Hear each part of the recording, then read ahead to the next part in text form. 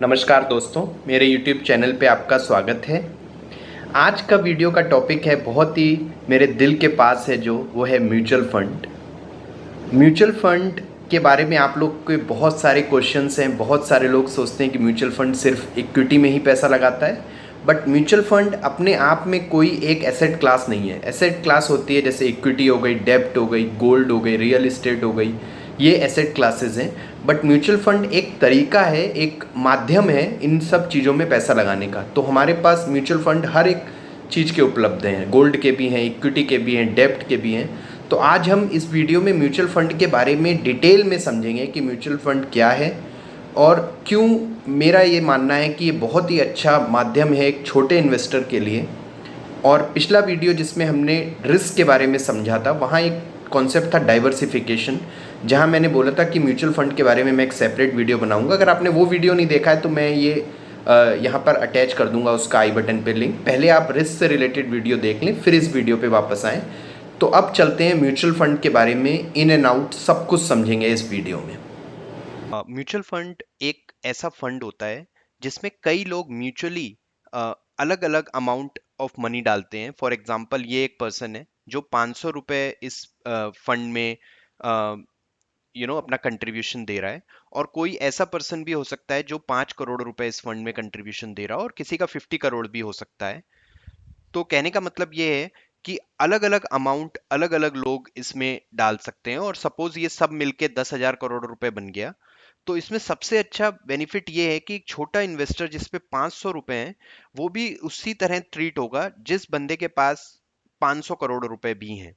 So total ये जो 10,000 करोड़ रुपए सपोज इस फंड हाउस के पास आ गए, अब बेस्ड ऑन ये कौन सा फंड है, स्टॉक, बॉन्ड, गोल्ड, या स्टॉक में भी small cap, mid cap, large cap, अलग अलग स्टॉक कैटेगरी में ये पैसे लगा सकते हैं। अब इसमें ये फायदा होता है कि ये जो मैनेज करती हैं ये एएमसी होती हैं। एएमसी का मतलब है कि असेट मैनेजमेंट कंपनी। इसका मतलब है कि उनका काम ही है इस पैसे को मैनेज करना। और इन ये जो एसेट मैनेजमेंट कंपनी होती हैं, ये एक टीम ऑफ फंड मैनेजर्स को असाइन करती हैं। मतलब कि इनके पास पूरी स्पेशलिस्ट की एक टीम है जो प्रोफेशनल्स हैं, जिनका काम ही है पैसे को मैनेज करना। और उनको इस चीज़ की नॉलेज भी है कि कब कौन सा स्टॉक ऊपर जा रहा है, कौन सा नीचे जा रहा है, कौन सी कंपनियां अब अच्छा करने वाली हैं फ्यूचर में, अभी भी कौन सी कंपनी का प्रोस्पेक्ट अच्छे हैं, किसी किसी कंपनी में कोई कॉर्पोरेट गवर्नेंस का इशू तो नहीं है जो कि नियर फ्यूचर में वो कंपनी के नीचे जाने को के चांसेस दिखाता है। तो इस तरह से कब किस कंपनी में एंट्री करनी है, कब किस में एग्जिट करनी है, इस तरह की नॉलेज इनको ज़्यादा रहेगी बजाय एक रिटेल इन्वेस्टर की। तो सबसे बड़ा बेनिफिट जो म्यूचुअल फंड के, हम बेनिफिट्स को नोट डाउन करते हैं, वो सबसे बड़ा बेनिफिट है कि ये हमारा बहुत ही ज़्यादा टाइम बचाता है। तो जस्ट बिकॉज हम इसमें प्रोफेशनल की मदद ले रहे हैं, जो प्रोफेशनल है, जो कि इसका काम ही है पैसे को मैनेज करना, उनकी हम हेल्प ले रहे हैं। सपोज कोई डॉक्टर है, तो वो अपनी डॉक्टरी के प्रोफेशन पे फोकस करे, बजाय सेम विद सॉफ्टवेयर इंजीनियर जो मैं हूँ, हम अपने प्रोफेशन पे फोकस कर सकते हैं। और हम जो पैसे को मैनेज करने का जो हेडेक है कि कब कौन सा स्टॉक अच्छा करना है, उसके कई चार्ट्स होते हैं, कई पी रेशियो होते हैं, वो सब चीज़ें हम एक प्रोफेशनल को हेल्प ले रहे हैं। और इस प्रोफेशनल के हेल्प के बदले इनको एक बहुत ही नॉमिनल फीस रहती है। जो पैसिव फंड होते हैं उनमें ये फीस सिर्फ और सिर्फ 0.2% है, और जो एक्टिव फंड है उसमें 0.6 से 0.8% है। तो ऑन एन एवरेज अगर हम इसको पकड़ लें कि 0.7% इसमें अगर हम फीस हमारी लग रही है, तो 10,000 करोड़ पे सिर्फ और सिर्फ 70 करोड़ रुपए साल के इस कंपनी को मिल रहे हैं। और इस 70 करोड़ रुपए में ये लोग मल्टीपल अच्छे लोगों को, जो कि इस फील्ड में नॉलेज रखते हैं, उनको हायर कर सकते हैं। पूरी एक टीम होती है, वो टीम रिसर्च करती है, और बेस्ड ऑन दैट रिसर्च हमारा वो पैसा इन्वेस्ट करती है। तो एक तरह से एक रिटेल इन्वेस्टर को इनसे कॉम्पिटिट करना बहुत ही टफ है। और ज़रूरी भी नहीं है, क्योंकि अगर हम अपना टाइम और जगह पे फोकस करें, अपने जो मेन प्रोफेशन है उस पे फोकस करें, तो वो बेटर रहेगा। और जो सेकंड इसका जो बेनिफिट है, जो हम पिछले वीडियो में रिस्क वाले में बात की थी, वो है डाइवर्सिफिकेशन। डाइवर्सिफिकेशन का मतलब है कि एक या दो कंपनी तो डूब सकती हैं, बट अगर हम अपना पैसा कई कंपनियों में लगा दें, सपोज 100 कंपनियों में हमने पैसा लगा दिया, तो बहुत ही टफ है वो पैसे को डूबना। क्योंकि सब कुछ डाउन जाना तो पॉसिबल नहीं है।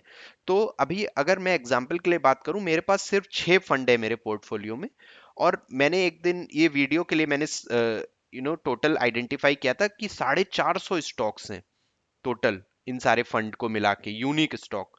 तो एक तरह से मेरा पैसा 450 जगह लगा है और मैंने सिर्फ 6 ही फंड लिए हैं। तो एक तरह से ये जो निफ्टी 50 स्टॉक की लिस्ट जो मैं पिछले वीडियो में भी दिखा रहा था, मोस्टली ये सारे के सारे स्टॉक ही इस कुछ ही फंड में कवर हो जाएंगे। एक अगर हम निफ्टी 50 का इंडेक्स फंड ही ले लें तो मोस्ट ऑफ ये जो स्टॉक्स हैं वो कवर हो जाएंगे। तो एक तरह से हमने डाइवर्सिफिकेशन कर लिया, और डाइवर्सिफिकेशन जो है वो सेक्टर्स में भी होता है। सपोज एक फाइनेंस का सेक्टर हो गया, बैंक से रिलेटेड कंपनी हो गई, एक हेल्थ केयर का सेक्टर हो गया, एक कंस्ट्रक्शन का सेक्टर हो गया जिसमें ये सीमेंट की कंपनीज हो गई, पेंट की कंपनीज हो गई, एक रियल एस्टेट का भी सेक्टर है, उसमें रियल एस्टेट से रिलेटेड कंपनीज हो गई, और इंडस्ट्रीज का हो गया, सर्विसेज का हो गया, उसमें ये टीसीएस, इन्फोसिस, ये सारी कंपनीज हो गई, और भी बहुत सारे सेक्टर्स हैं, एनर्जी का एक सेक्टर हो गया। तो एक तरह से हमारा कंपनियों के अलावा अलग अलग सेक्टर्स में भी पैसा लग रहा है।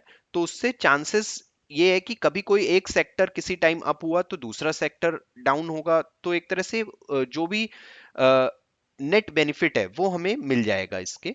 और जो तीसरा सबसे बड़ा बेनिफिट है म्यूचुअल फंड का, सबसे पहला था प्रोफेशनल एडवाइस, टाइम सेविंग, दूसरा है डाइवर्सिफिकेशन, और तीसरा जो बेनिफिट है वो है टैक्स सेविंग। टैक्स का एक बहुत ही बड़ा बेनिफिट है म्यूचुअल फंड में। मैं एक एग्जांपल के लिए बताऊंगा कि सपोज कोई एक स्टॉक है जो हमने अभी खरीदा 1000 रुपए में। ठीक है, अगर मैंने पर्सनल अकाउंट से खरीदा और ये 1000 से हो गया 6000 रुपए, तो अब मुझे लग रहा है कि ये स्टॉक जो है ये अपनी मैक्सिमम वैल्यू को रीच कर चुका है, तो मुझे इसको सेल करना है। तो अगर मैंने इसको सेल किया तो मेरा 5000 रुपए गेन हुआ। अब ये 5000 रुपए मैंने, क्योंकि 1 साल से पहले ये पैसा रिलीज कर रहा हूं, तो मुझे इस पर 20% कैपिटल गेन टैक्स लगेगा, जिसे बोलते हैं शॉर्ट टर्म कैपिटल गेन। तो एक तरह से 1000 रुपए इसमें मेरा इनकम टैक्स चला गया। यही अगर मैं इसी सेम पैसे को म्यूचुअल फंड के थ्रू लगाता और म्यूचुअल फंड मैनेजर इसको 1000 वाले शेयर को बेचता 6000 में, और ये पूरा का पूरा पैसा इसमें री इन्वेस्ट हो जाता, क्योंकि इसमें हमारा एक तरह से जो बीच में पैसा, अगर हमने इसमें एग्जिट नहीं किया, पैसा अपने वापस नहीं लिया, तो ये इसमें शॉर्ट टर्म कैपिटल गेन लगने का तो मतलब ही नहीं है। और ये पैसा जब हम लॉन्ग टर्म में निकालेंगे तो इस पे लॉन्ग टर्म कैपिटल गेन लगेगा, जो कि 12.5% होता है। और 12.5% में भी 1.25 लाख रुपए साल तक ये एग्जेम्प्ट होता है, मतलब फ्री रहता है 1.25 लाख तक। तो कहने का मतलब ये है कि टैक्स अगर पर्सपेक्टिव से भी देखें तो म्यूचुअल फंड बहुत ही बड़ा बेनिफिट है डायरेक्ट स्टॉक के आगे। तो एक तो हमारा टाइम सेव हो रहा है, प्रोफेशनल एडवाइस मिल रही है, डाइवर्सिफिकेशन हो रहा है, और टैक्स सेविंग हो रही है। तो इसमें बहुत ही सारे एक तरह से म्यूचुअल फंड के बेनिफिट्स हैं। और एक और बेनिफिट है जिस जो कि हमें नॉर्मल रियलाइज नहीं होता, वो है कि हम इसमें ज्यादा मार्केट को टाइम नहीं करते।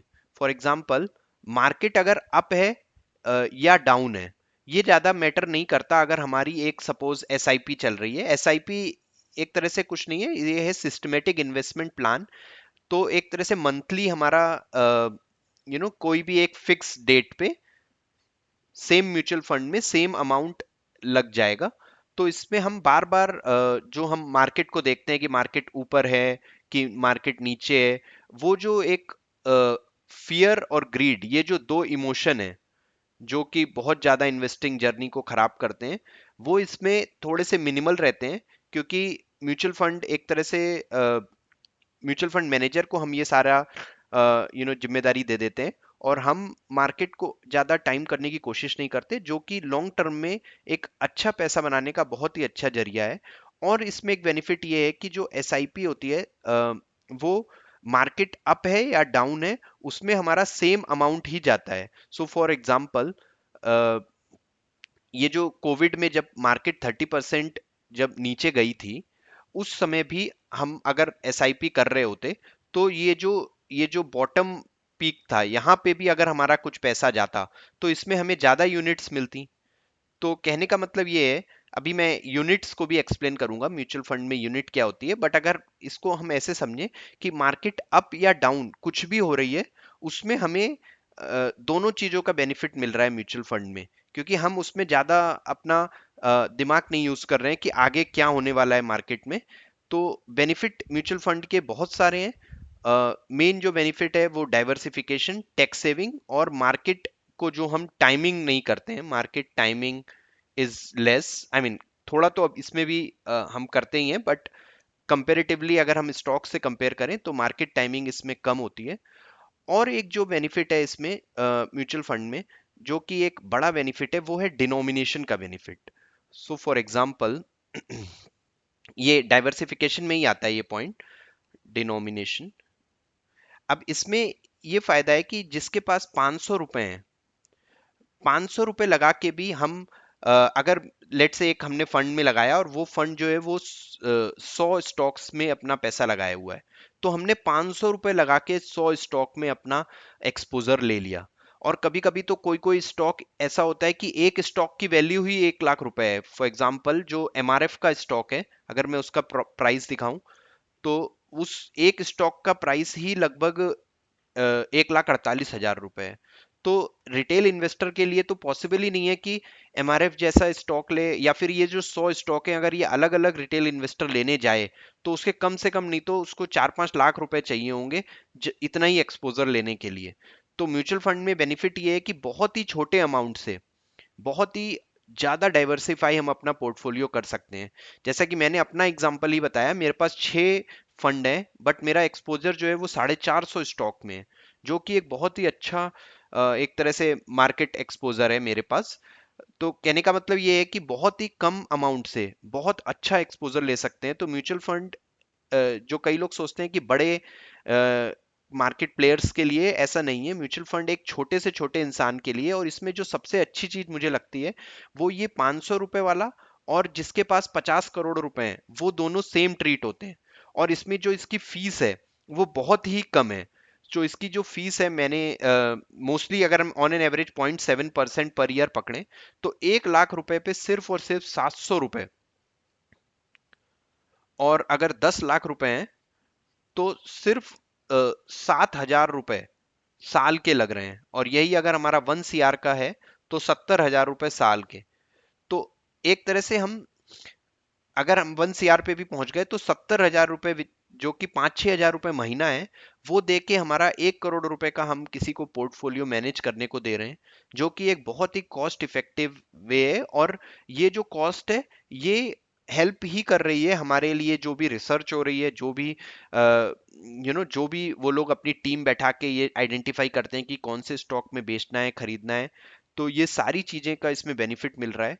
तो मेरे अकॉर्डिंग अगर एक छोटा अमाउंट से कोई भी शुरू करे, मैंने जब ये 2018 में शुरू किया था, मैंने बहुत ही छोटे अमाउंट से शुरू करा था। 500 रुपए आपको एक स्टॉक में तो हर किसी को शुरू करना ही चाहिए। 500 रुपए तो हम ऐसे ही कहीं भी आजकल खर्च कर देते हैं।